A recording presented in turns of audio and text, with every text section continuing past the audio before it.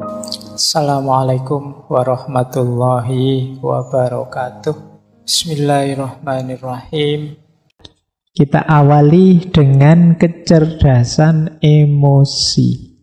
5 kunci kecerdasan emosi. Jadi orang yang cerdas secara emosi itu cirinya 5. Yang pertama self-awareness, yang kedua self-regulation, yang ketiga motivation, yang keempat empati, yang kelima social skill. Sekarang kita masuk ke teorinya. Emotional quotient. Kecerdasan emosi. Apa sih kecerdasan emosi itu? Jadi orang yang cerdas secara emosi adalah orang yang mampu dan kuasa untuk mengenali dan memahami emosinya. Ini yang pertama. Nah, tempatnya di mana kecerdasan emosi kalau pakai teori neuroscience posisi otak? Otak kita itu kan ada 3 bagian. Ada bagian luar, ada bagian dalam, ada bagian bawah. Bagian paling luar itu namanya neokortek. Di situ tempatnya mikir, merenung, refleksi. Jadi IQ, reason, itu ada di neokortek. Nanti bagian dalam ada limbic system. Di situ emosi-emosi. Ada yang paling bawah namanya reptilian complex atau akal reptil. Kalau ini insting. Insting untuk bertahan hidup, insting untuk mencari selamat, insting untuk berketurunan, dan lain sebagainya. Itu yang paling bawah, mungkin daerah dekat leher sini.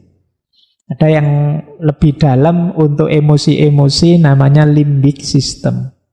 Yang paling luas, paling besar itu neokortek. Nah, kecerdasan emosi itu ya ketika aspek reason ketemu dengan aspek emosi. Jadi kecerdasan emosional itu mudahnya bagaimana kita mengelola emosi kita secara rasional. Jadi dia adalah persilangan antara reason dan emotion. Jadi berarti ya reasonnya juga dipakai dalam rangka mengendalikan emosi. Makanya ada yang bilang kecerdasan emosi itu dari subconscious menuju conscious. Dari bawah sadar menuju sadar. Jadi emosi bawah sadar itu kan emosi yang otomatis keluar dari diri kita. Ini kalau tidak dikendalikan oleh reason, oleh unsur neokortek tadi, ya kadang-kadang meleset tadi. Ada beberapa cerita yang saya suka, yang biasanya dipakai orang untuk mengilustrasikan pentingnya emosi dalam hidup. Bahwa emosi itu bahkan perannya lebih besar daripada sekedar akal intelektual, IQ. Kita ke Arab, ke Madinah. Cerita tentang Sayyidina Abu Bakar, sahabatnya Rasulullah.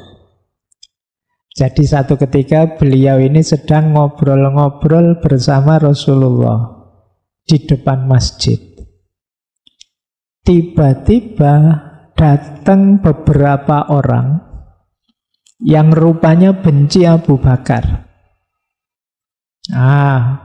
Mendekat ke Abu Bakar, terus orang ini maki-maki. Pokoknya ngomong jelek-jelek tentang Abu Bakar. Abu Bakar ya karena beliau orang baik, ya beliau sabar, diam saja. Nggak mengabaikan orang yang ngomong aneh-aneh ini. Tetap beliau fokus pada Rasulullah. Rasulullah tersenyum melihat perilakunya Abu Bakar. Terus ngobrol dilanjutkan. Nah, orang yang maki-maki tadi kan tambah sebel. Wong saya maki-maki kok dicuekin. Tambah dia maki-maki lagi ke Abu Bakar. Nambah lagi maki-maki. Berulang sampai 3 kali. Yo, Abu Bakar juga manusia kan? Bolak-balik dimaki-maki yo panas juga. Akhirnya Abu Bakar mungkin saking jengkelnya jawab akhirnya. Jadi tidak diam saja. Bales maki-maki juga.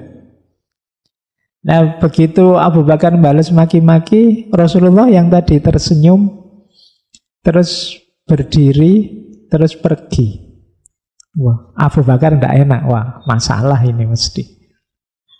Nah, setelah itu Abu Bakar mengejar Rasulullah.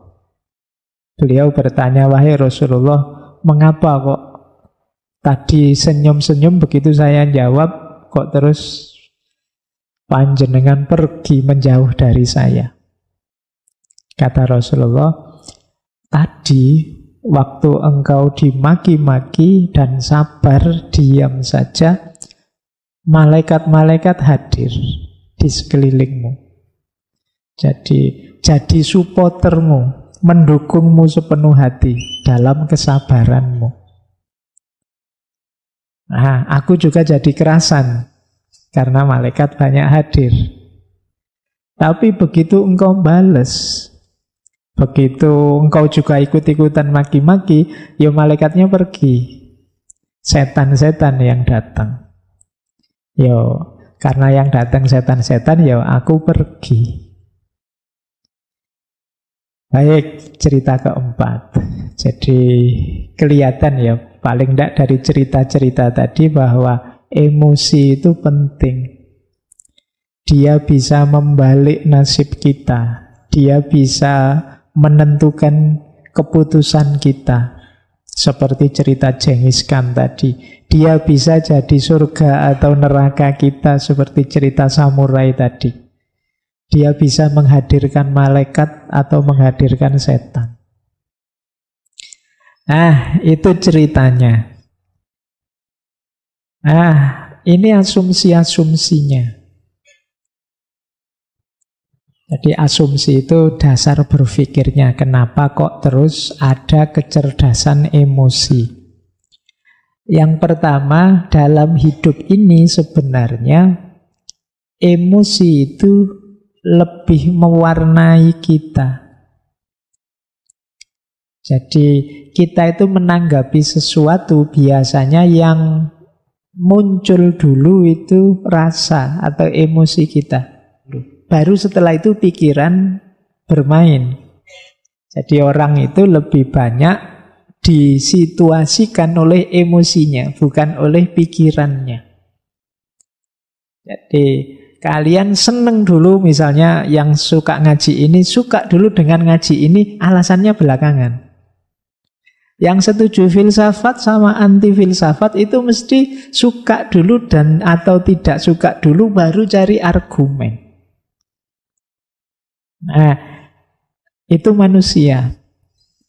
Jadi manusia itu lebih disituasikan oleh perasaan dan emosinya. Baru kemudian pikiran merespon yang kedua. Pikiran itu kalau sudah merespon, biasanya terus dia menyimpulkan, kalau sudah begitu muncul tindakan. Jadi dari emosi masuk ke pikiran, kemudian muncul perilaku dan tindakan. Jadi kalau di situ saya tulis behavior, perilaku itu kan kalau terus-terusan jadi kebiasaan. Dan itulah nanti yang membentuk performan kita, profil kita. Baik, jadi rumusnya itu kalau emotional quotient. Jadi manusia itu disituasikan oleh emosinya, setelah itu pikiran merespon, dari situ muncul tindakan, dari tindakan itulah lahir performan, perilaku nyata dia. Baik, jadi ini asumsi-asumsinya. Kita masuk ke sini ya. Bedanya apa sih IQ sama EQ? Kalau IQ ya titik beratnya pada logika, analisis, dan relatif permanen. Jadi tingkat kecerdasan kalau aspek IQ ini relatif, makanya ketika diukur bisa, oh IQ-nya sekian, IQ-nya sekian. Itu bisa karena relatif permanen. Nah, beda dengan emotional quotient. Beda dengan kecerdasan emosi. Kalau kecerdasan emosi ini tidak paket, tidak harga mati. Dia bisa dipelajari, bisa dikembangkan. Nah, saya lanjut. Ini ciri-cirinya, ini umum saja ya. Semoga tidak ada yang tersinggung. Jadi ada yang emosinya rendah, kecerdasan emosi rendah, dan ada yang kecerdasan emosinya tinggi. Orang yang kecerdasan emosinya rendah, antara lain, ini saya tidak bilang semua, cirinya adalah yang pertama, cenderung mencari kesalahan pada orang lain. Yang kedua, tidak mampu mengungkapkan perasaan. Yang ketiga, suka menyerang, menginterupsi, mengkritik, memberi cap orang lain. Yang keempat, suka memberi analisis rasional berlebihan menanggapi ungkapan perasaan orang lain. Nah, termasuk ciri emosi yang rendah adalah sering bohong tentang perasaannya atau emotional dishonesty. Nah, biasanya juga orang yang emotional quotient-nya rendah itu adalah pendengar yang jelek. Tidak betah dia mendengarkan, suka interupsi, suka debat. Tidak mampu menunggu orang sampai tuntas bicara. Terus melebih-lebihkan atau mengecil-ngecilkan yang dirasakan. Baik, terus tidak peka terhadap perasaannya orang lain. Kemudian sering merasa insecure, tidak aman. Sukar menerima kesalahan diri sendiri dan berat kalau mau minta maaf. Kemudian pesimis, merasa dunia ini tidak adil. Baik, jadi pesimis, sukanya mengeluh. Yang dilihat yang buruk-buruk, yang jelek-jelek saja. Ini ciri-ciri emosional kecerdasannya rendah. Kemudian kaku, tidak luwes. Jadi sulit beradaptasi terhadap perubahan-perubahan dalam hidup. Terus biasanya kemudian jadinya tidak harmonis dengan orang. Nah, jadi itu di antara ciri. Kalau ada orang kok lebih sayang dengan motornya, dengan mobilnya daripada keluarganya, anaknya, istrinya, itu kemungkinan ada masalah dalam relasi.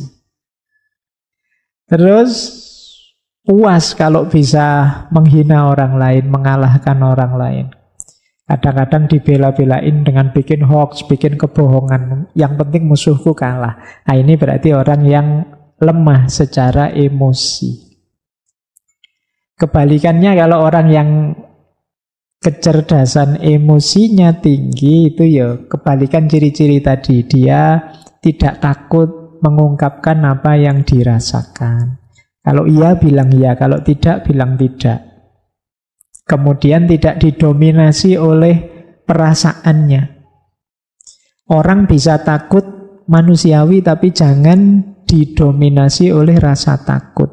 Orang bisa kecewa, ya wong manusiawi, tapi yo jangan terus hidupmu hancur gara-gara satu kekecewaan kecil. Jadi tidak didominasi oleh perasaan. Kemudian mampu membaca isyarat-isyarat, tidak hanya kata-kata. Ini hubungannya dengan kepekaan tadi. Nah, kemudian orang yang cerdas emosi itu melakukan segala sesuatu karena dirinya sendiri. tidak tergantung atau mudah terpengaruh oleh segala yang di luar dirinya. Jadi dia bisa memotivasi dirinya. Kemudian kebalikannya orang yang rendah emosinya, dia optimis, orang yang cerdas emosi itu. Kemudian nyaman kalau membicarakan perasaannya, tidak malu-malu. Kemudian tidak kalah oleh emosinya seperti tadi. Nah, mampu merenungi dirinya, mampu muhasabah kalau bahasa agama. Oh iya ya, apa pas ya saya emosi saya seperti tadi misalnya. Harusnya aku lebih agresif sedikit sehingga anak-anak ini tidak ngantuk misalnya. Itu merenung. Nah, kemudian ada ketahanan emosi, tangguh. Baik, sekarang indikator sebelum nanti ke teknik-tekniknya. Yang pertama apa? Orang yang cerdas emosi itu biasanya mampu mengatasi stres, mengatasi tekanan. Jadi dia bisa bertahan meskipun mengalami peristiwa-peristiwa buruk, tidak hancur karena tekanan. Yang kedua, daya tahan dirinya kuat.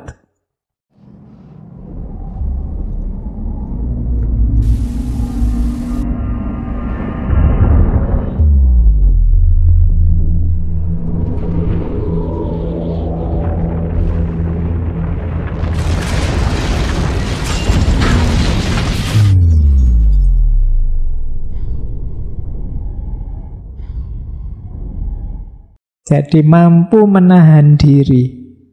Nah ini ciri kedua. Jadi orang yang cerdas emosi itu punya daya tahan diri yang bagus. Punya ketangguhan, keuletan, kesabaran mengikuti proses. Saya tahu tidak ada yang instan, maka ya saya ikuti prosesnya. Ini mampu mengendalikan diri. Yang ketiga, orang cerdas emosi itu mampu mengelola suasana hati seperti yang dia inginkan. Biasanya orangnya tenang. Ada masalah ya, tapi bukan berarti aku harus gelisah. Ada problem ya, kadang-kadang ya sedih, kadang-kadang ya ruwet hidup ini, tapi ya tenang saja. Nah, kalau bahasanya agama kan mutmainnah. Jadi batinnya sudah stabil. Apapun yang terjadi tidak belok-belok sudah. Tidak naik turun lagi. Nah ini orang yang cerdas secara emosi. Yang keempat, mampu memotivasi diri. Tadi sudah dijelaskan ya, bagaimana orang tidak perlu pendorong dari luar dirinya untuk melakukan sesuatu. Yang kelima, mampu memahami orang lain lewat empati.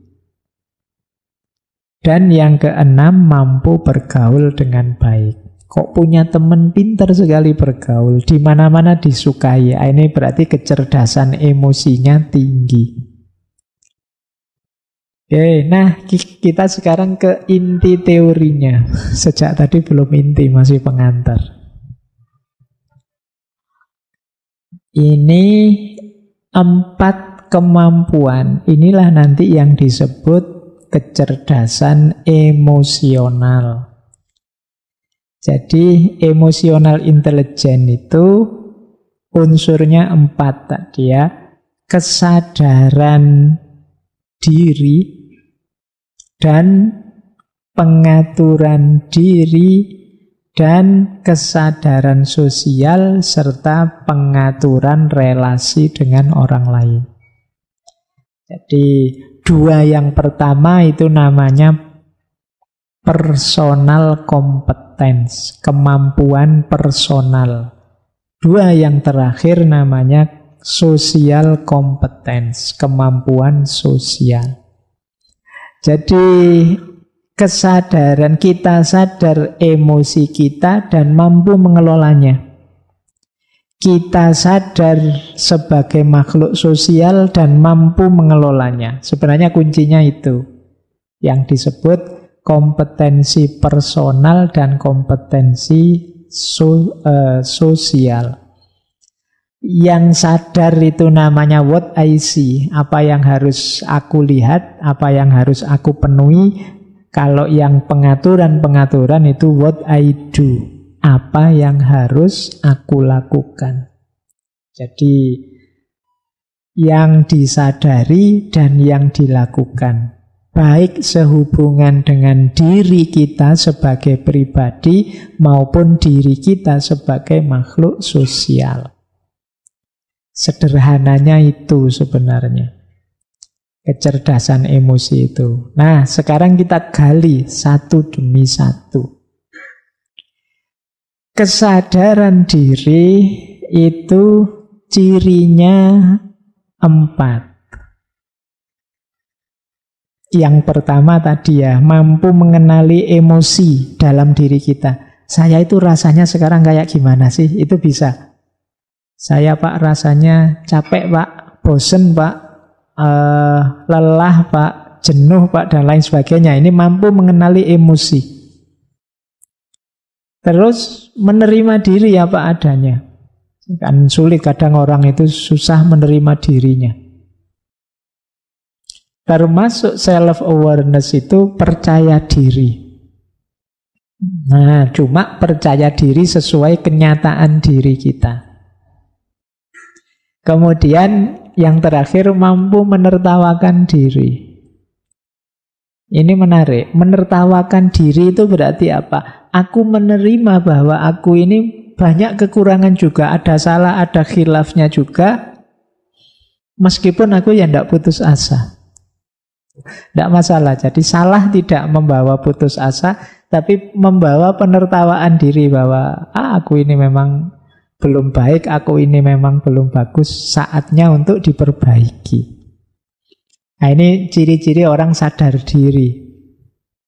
Nah, strateginya apa untuk membangun kesadaran diri? Yang pertama, ayo merenungi nilai-nilai hidup. Kesadaran diri itu selalu gandeng, selalu bersama dengan nilai-nilai hidup. Orang bisa memvalue dirinya itu kan dasarnya nilai yang dia pegangi. Aku kok marah, padahal harusnya aku ini penyabar loh.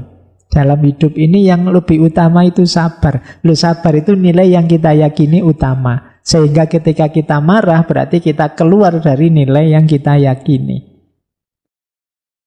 Yang kedua, untuk sadar diri, mari sering-sering mengamati efek dari emosi yang kita ungkapkan.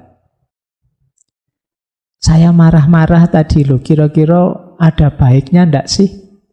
Aku maki-maki tadi kira-kira positifnya apa ya? Coba sekali-sekali teman-teman melakukan itu. Apa sekedar kelegaan perasaan saja?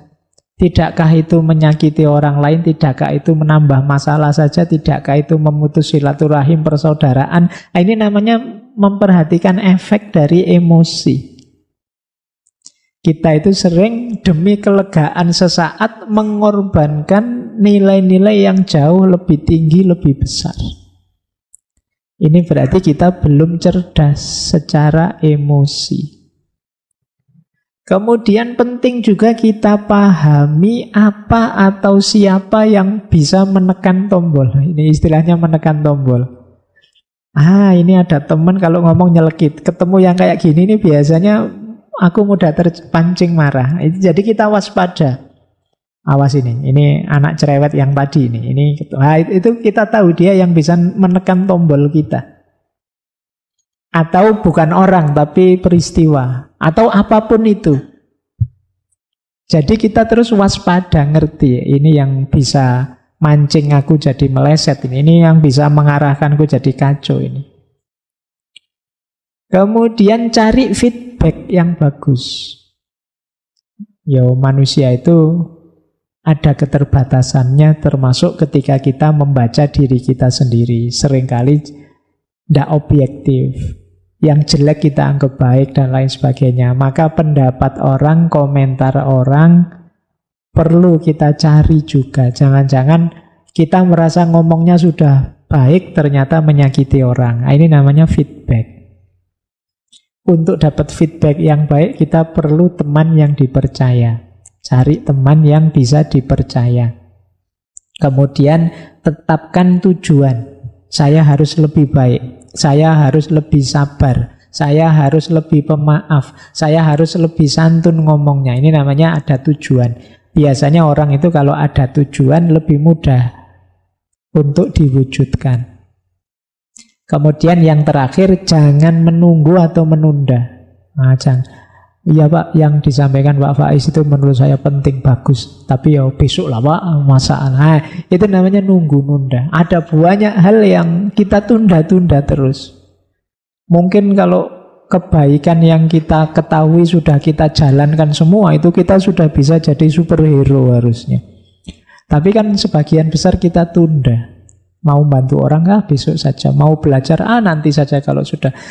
Akhirnya ya banyak yang keteteran. Kita tidak jadi cerdas secara emosi karena ditunda terus.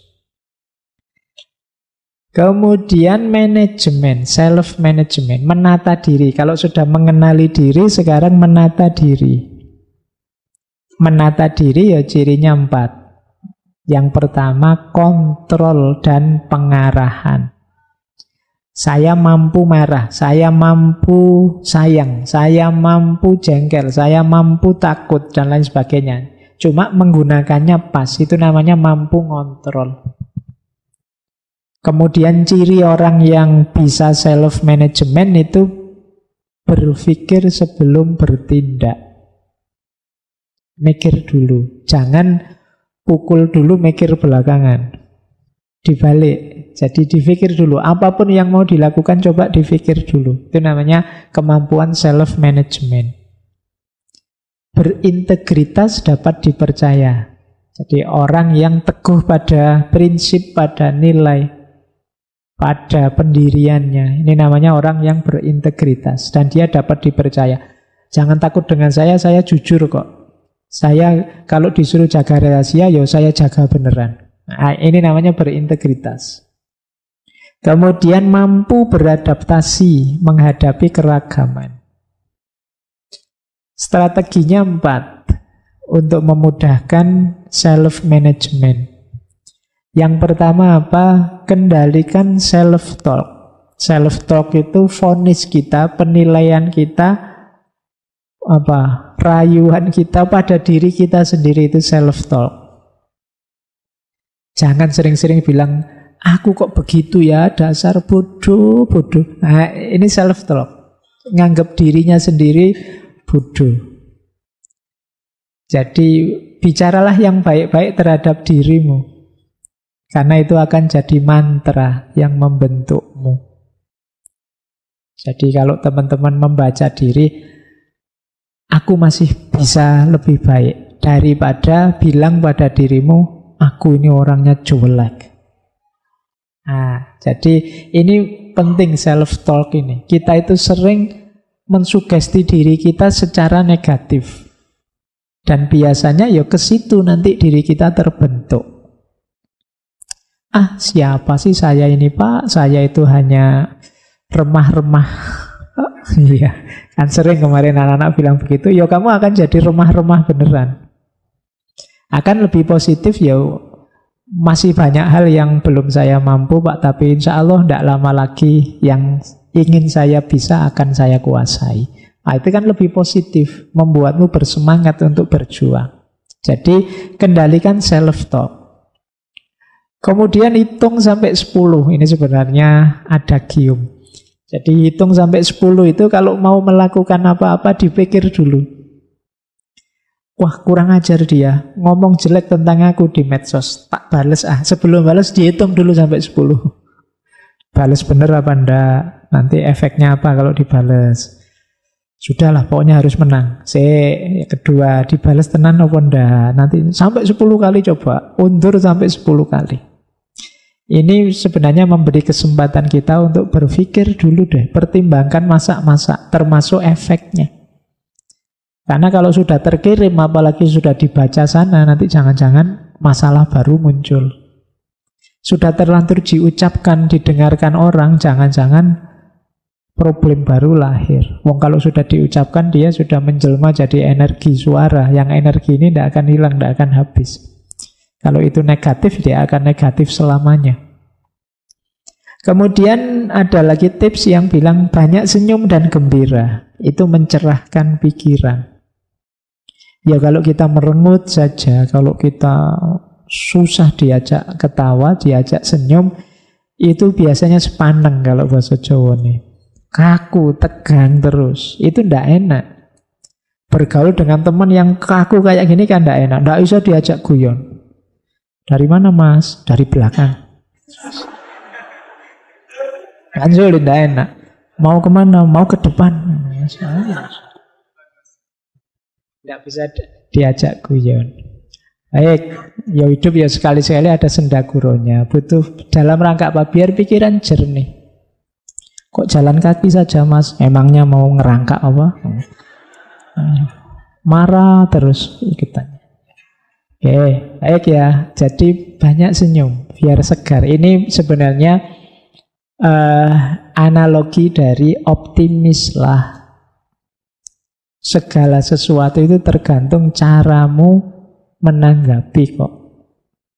Apalagi yang terakhir itu, dari segala sesuatu kita bisa mengambil pelajaran yang positif.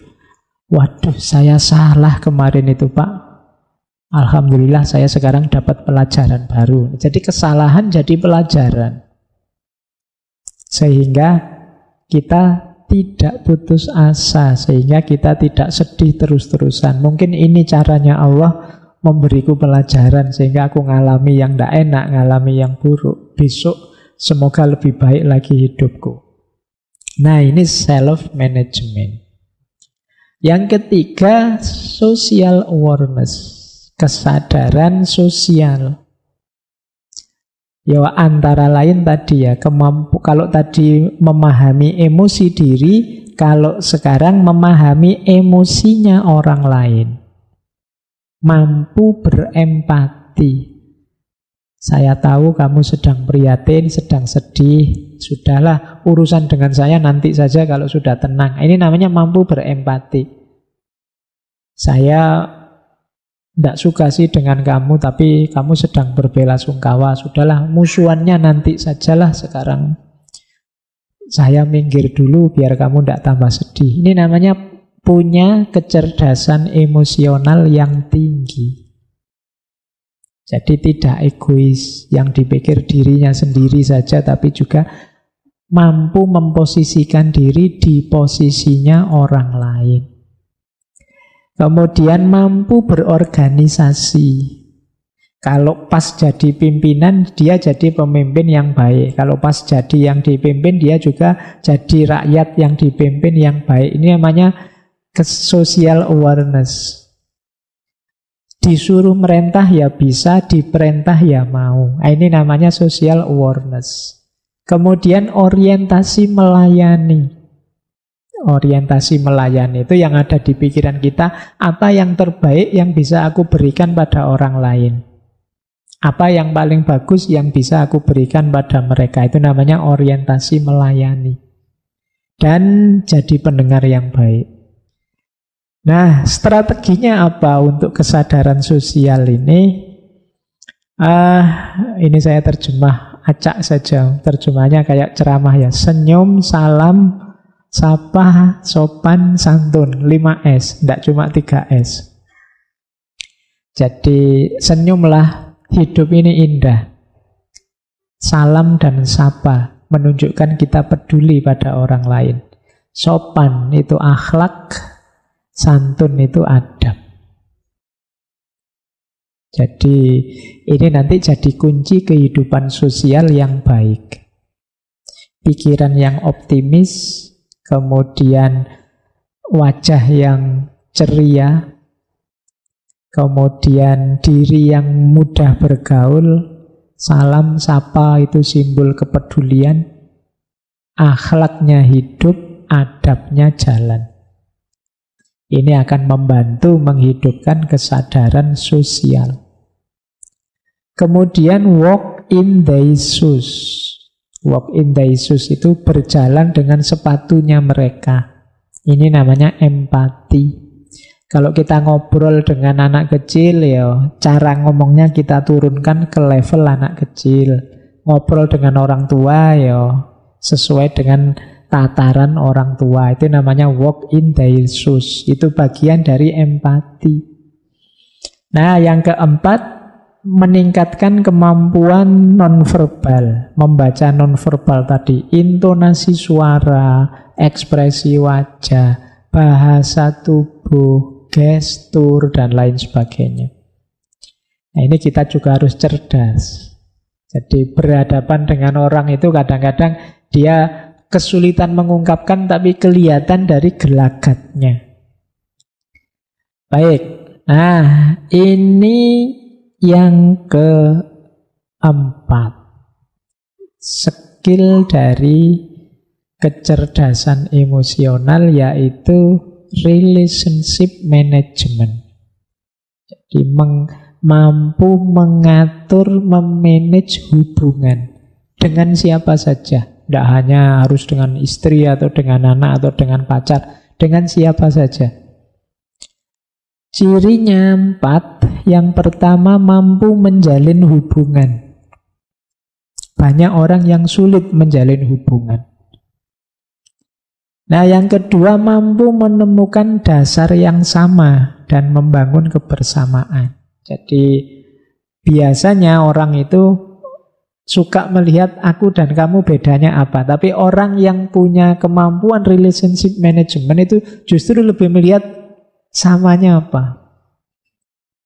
Wah, kita sama-sama senang ngaji filsafat nih. Meskipun nanti mungkin di medsos gegeran lagi. Tapi kan ada yang dilihat dasar yang sama. Jadi kalau Bhinneka Tunggal Ika itu yang difokusi yang ikanya. Jadi, wah sama-sama orang Jogja, meleset orang Jogjanya ya, kita sama-sama Muslim. Meleset Muslimnya, kita sama-sama Indonesia kok. Meleset Indonesianya, kita sama-sama warga dunia. Meleset warga dunianya, kita sama-sama manusia. Meleset manusia, ya kita makhluknya Allah semua lah ya.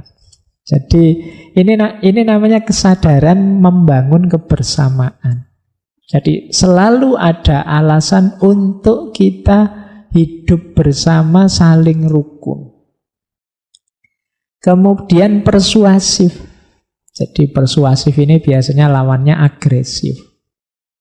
Agresif itu ingin menguasai, ingin mendominasi, ingin menang-menangan. Tapi kalau persuasif, ya saling mempengaruhi dalam kebaikan dengan cara yang baik.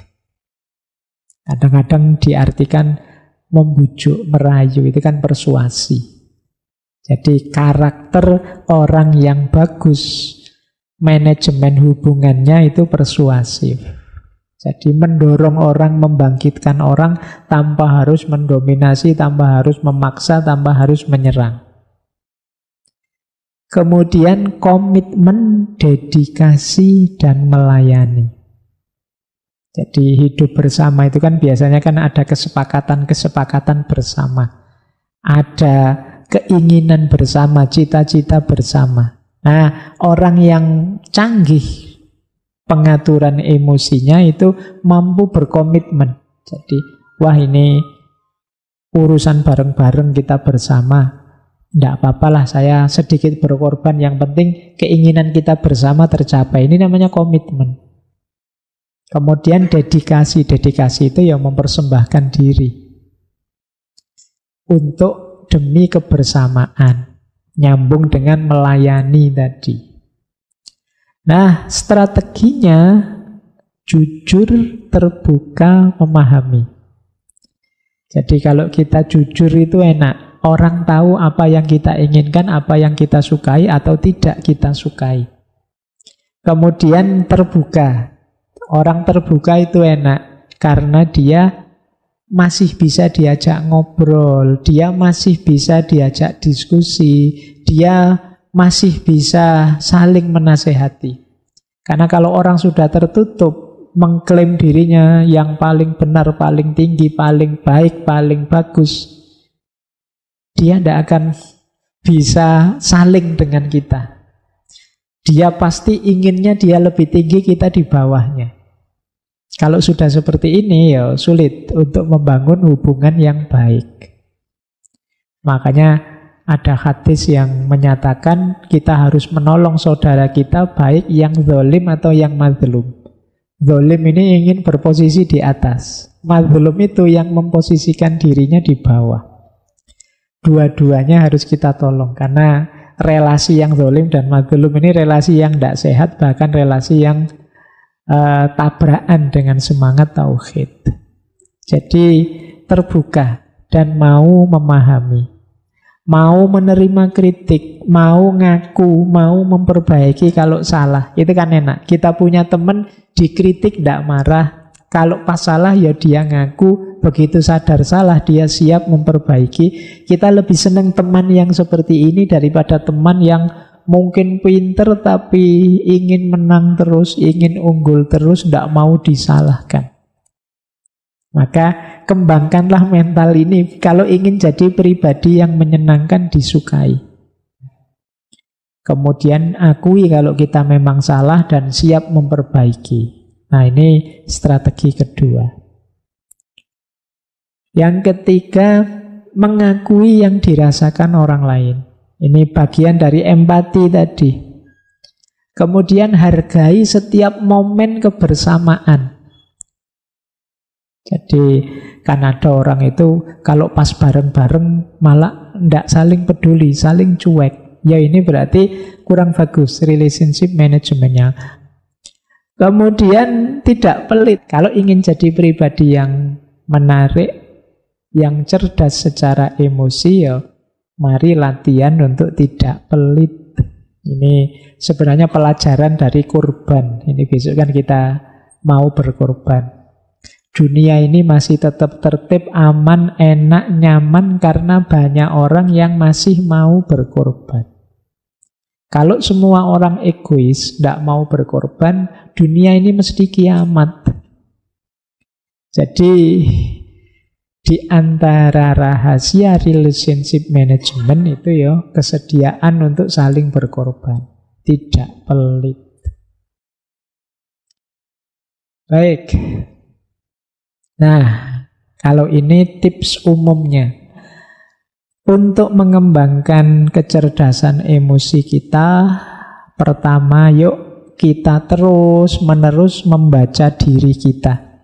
Tanpa henti. Kenapa kok tanpa henti? Karena kita itu bukan barang mati. Jadi mungkin kita berubah seiring pengalaman yang kita peroleh. Baik pengalaman baik atau pengalaman buruk. Maka harus ada waktu yang kita sempatkan untuk muhasabah, mengenali diri kita sendiri. Dan itu kontinu, rutin, terus-menerus. Kemudian kita pahami apa sih tujuan hidup kita ini. Ini akan membuat kita lebih semangat menjalaninya. Kemudian mari menegaskan perilaku yang ingin kita jaga. Maksudnya kita ini kan pasti ada sifat-sifat baik dalam diri kita. Nah, yang baik ini ingin kita jaga, tapi ayo ditegaskan. Sekaligus mengidentifikasi perilaku yang ingin kita kembangkan. Kemudian membiasakan diri dengan perilaku baru yang lebih baik. Jadi karakter, sifat, perilaku itu kan dia tertanam kalau kita biasakan. Maka riyadhah kita antara lain membiasakan perilaku yang baik. Kemudian menelaah buah atau efek dari apa yang kita lakukan. Kita itu kan sering perbuatan kita dasarnya dorongan emosi. Nah, mungkin saat kita jalankan kita tidak sadar, tapi selanjutnya mari kita berefleksi. Nah, kalau kita mengembangkan kecerdasan emosional kita secara tekun dengan cara-cara ini, seperti di awal tadi, maka kemungkinan akan IQ, EQ kita nilainya akan semakin meningkat. Jadi kecerdasan emosi kita akan meningkat. Kalau tadi disebut bahwa ini sekitar 40% lebih menentukan kesuksesan kita, ya berarti kita sudah punya 40% variabel.